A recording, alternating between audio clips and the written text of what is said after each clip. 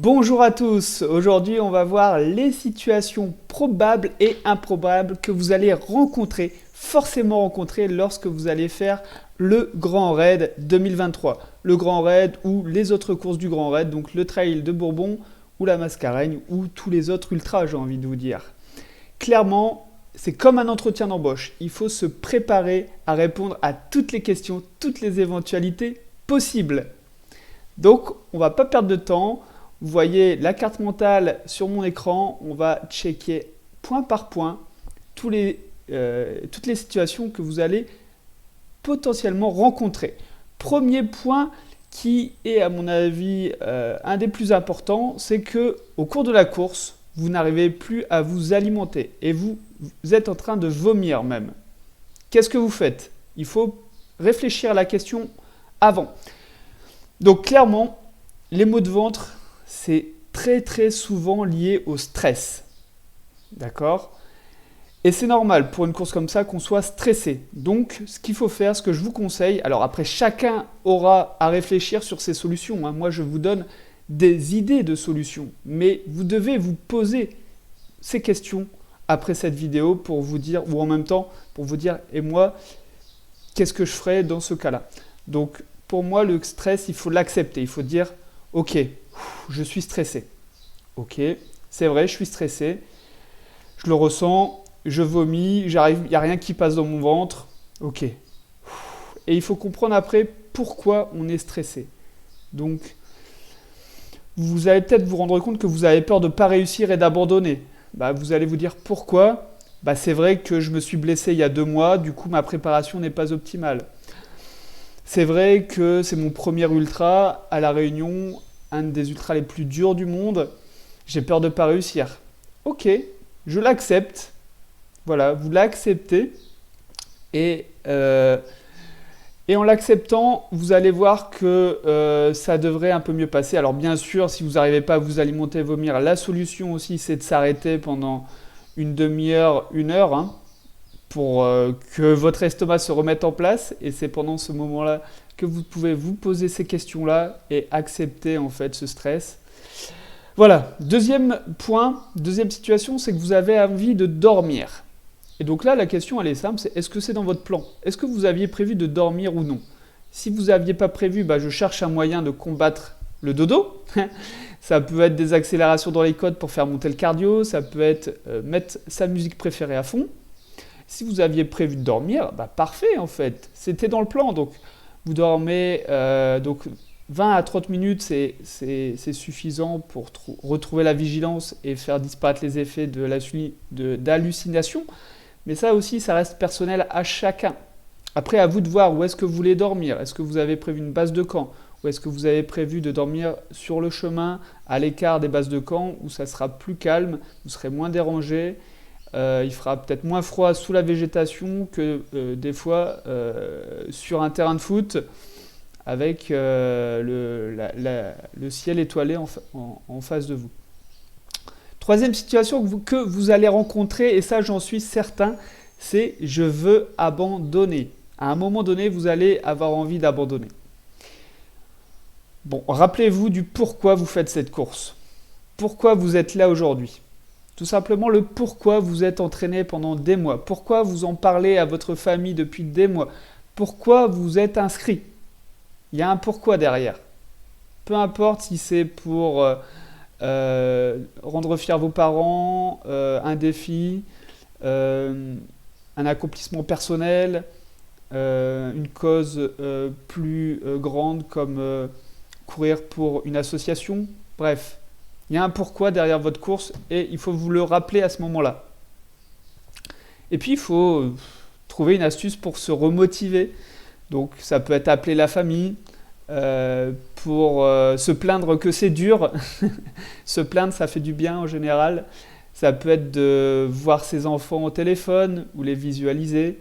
Ça peut être, encore une fois, mettre sa musique préférée. Donc voilà, il y a plein d'astuces. Pour vous remotiver, c'est à vous de les connaître, vous connaissez normalement, et donc vous les connaissez, tout simplement. Si vous faites la course à 2 et que votre pote abandonne, qu'est-ce que vous faites? Ça risque de vous arriver, hein. Il y a quand même un tiers environ d'abandon sur le grand raid. Donc, acceptez que vous ne pouvez pas le forcer à continuer, acceptez que votre plan est modifié, acceptez que vous n'y êtes pour rien s'il abandonne.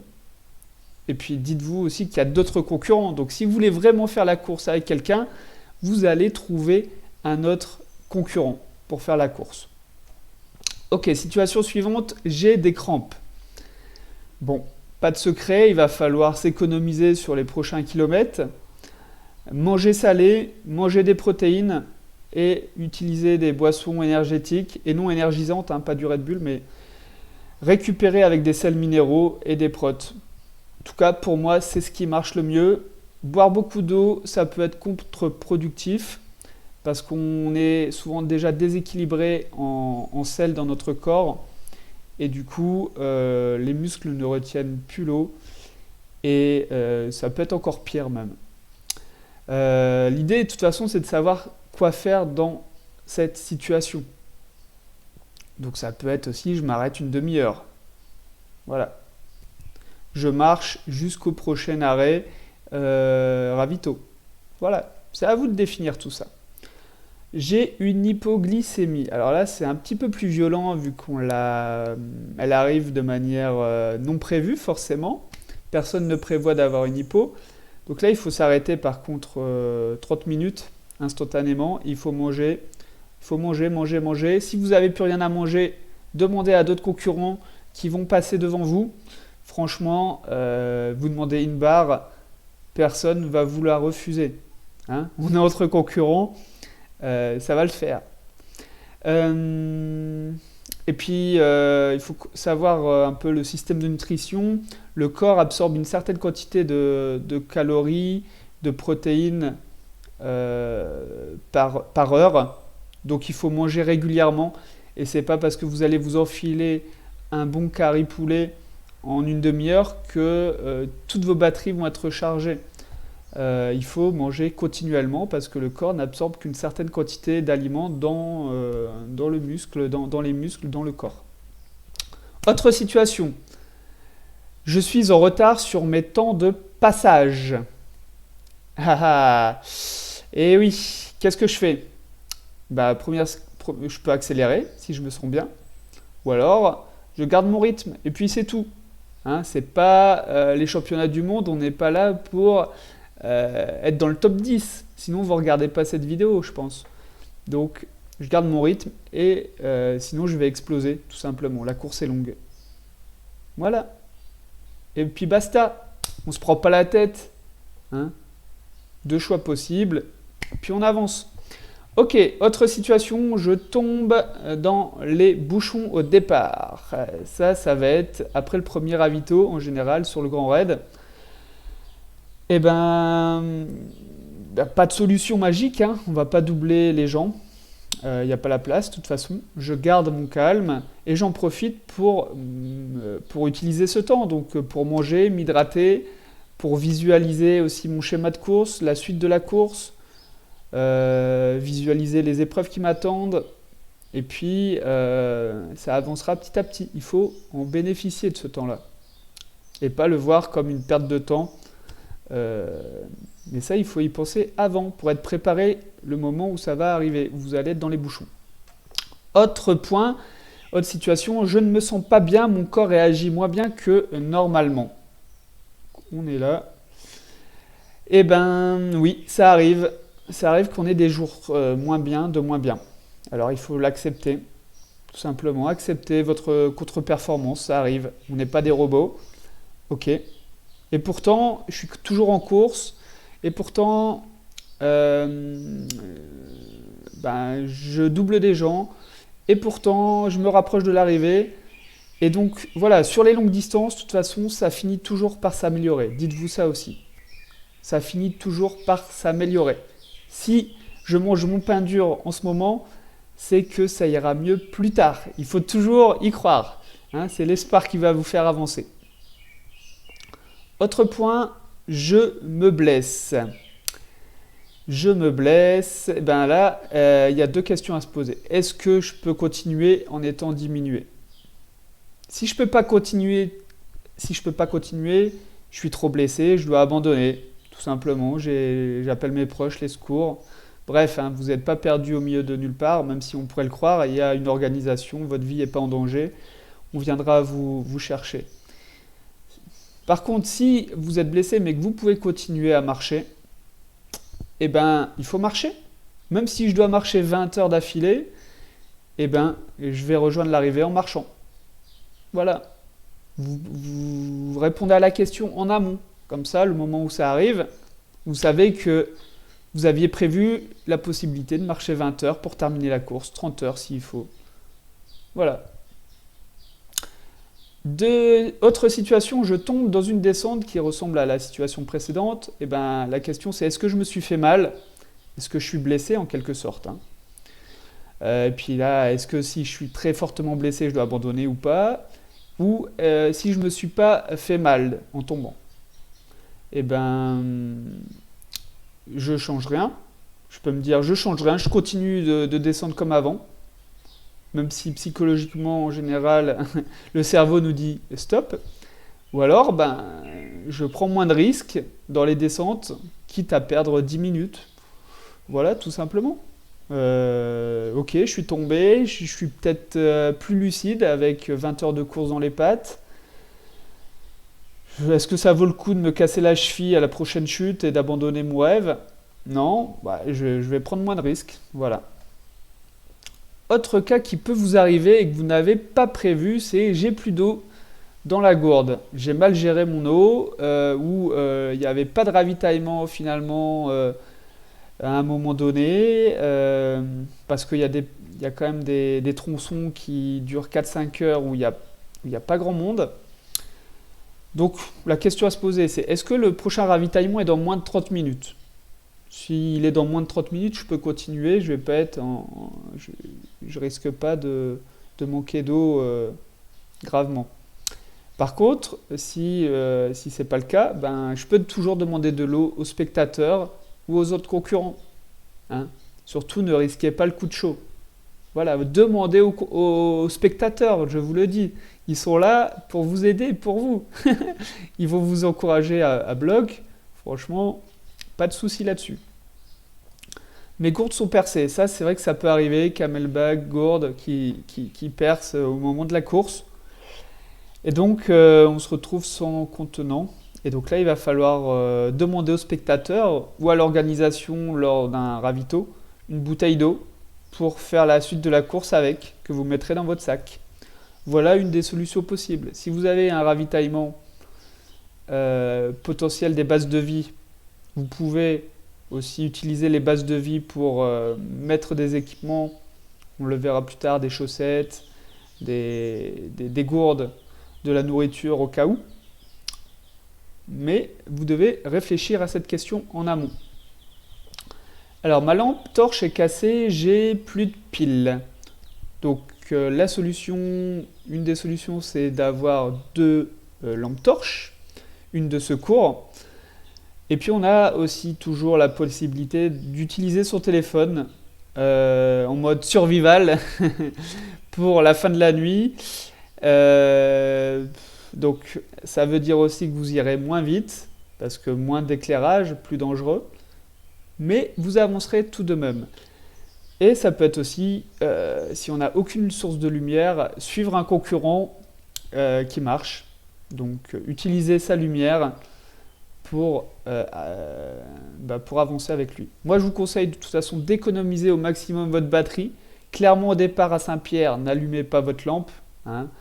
Il y aura assez de spectateurs, il y aura les luminaires, il y aura les autres concurrents. Donc allumez le moins possible votre lampe. Franchement, ça vous fera économiser peut-être 4-5 heures et éviter ce genre de problème. Autre situation, ma montre n'a plus de batterie. Je sais que vous courez souvent, beaucoup, énormément avec vos montres. Pourtant, Garmin disait que ça allait tenir 60 heures. Je comprends pas. Bon, clairement, ceux qui se basent trop sur leur montre, ça peut faire peur, ils perdent leur repère. Ok, c'est vrai. C'est vrai que perdre ses repères, c'est toujours perturbant, hein. Mais bon, il y a des solutions. Alors, on a les chargeurs externes, hein, pour recharger sa montre. quitte à l'enlever une demi-heure de son poignet, la mettre dans son sac, la laisser recharger pendant une demi-heure. Voilà. C'est avoir une seconde montre. Ouais, j'en connaissais qui avaient 2 montres. Mais bon, ça double le budget. Et sinon, c'est faire à l'ancienne. Pour le parcours, en tout cas, vous pouvez utiliser votre profil sur le dossard. Il est fait justement pour qu'il soit lisible pour le coureur. Ou moi, ce que je fais, c'est aussi que j'imprime au format papier le parcours et les itinéraires horaires du parcours de la course. Comme ça, j'ai une version backup pour savoir où j'en suis, ce qui me reste en kilomètres, etc. Autre situation improbable qui ne le sera pas en fait pour le Grand Raid, c'est que vous aurez les pieds mouillés à un moment donné en traversant un cours d'eau, avec la pluie qui risque de tomber dans les hauts. Voilà. Donc, plusieurs solutions. Soit vous dites, vous faites sécher vos chaussettes et vos chaussures pendant 20 minutes au soleil. S'il est entre 9h et 15h, en 20 minutes, ça devrait être à peu près sec. Et vous en profitez également pour faire une pause de 20 minutes. Soit vous avez des chaussettes de rechange et que vous allez les changer rapidement. Donc je vous conseille quand même de passer les zones un peu de cours d'eau marécageuses, parce que si c'est pour changer de chaussettes, pour 2 km plus loin, vous retrempez les pieds, c'est ballot quand même, hein. Vous n'allez pas pouvoir faire des pauses de 20 minutes tous les 2 km. Voilà, autre point, j'ai des ampoules. Et ouais, ça va arriver avec le nombre de kilomètres, les frottements, l'eau, la transpiration. Donc vous avez des équipes médicales qui sont à votre disposition lors des ravitaux. Petit bémol, c'est qu'il peut y avoir la queue.